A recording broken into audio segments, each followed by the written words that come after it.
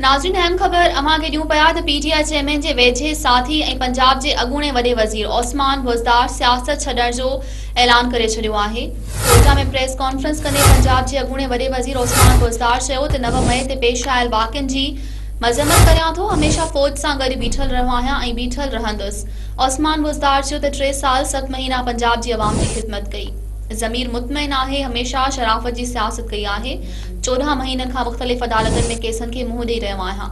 हिन जो वधीक चवणु हो त 9 मई खां पोइ बेगुनाह गिरफ़्तार थियल माण्हुनि खे आज़ाद करे पुरतशद्दुद वाक़िअनि में मुलवस माण्हुनि खे सज़ाऊं ॾिनियूं वञनि। हिन जो वधीक चवणु हो त समूरा स्टेक होल्डर मुल्क जे बहितर मुस्तक़बिल जो सोचनि। मुल्क जी तरक़ी लाइ दुआगू आहियां।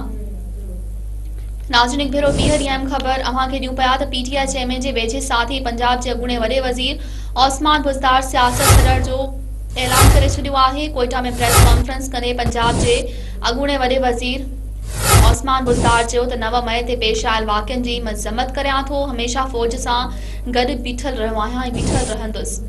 ओस्मान बुज़दार चयो त 3 साल 7 महीना पंजाब जी अवाम जी ख़िदमत कई। ज़मीर मुतमइन आहे, हमेशा शराफ़त जी सियासत कई आहे। 14 महीननि खां मुख़्तलिफ़ अदालतनि में केसनि खे मुंहुं ॾेई रहियो आहियां।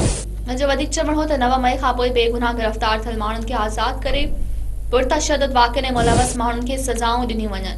हिन जो वधीक चवणु हो त समूरा स्टेक होल्डर मुल्क जे बहितर मुस्तक़बिल जो सोचनि। मुल्क जी तरक़ी लाइ दुआगू आहियां।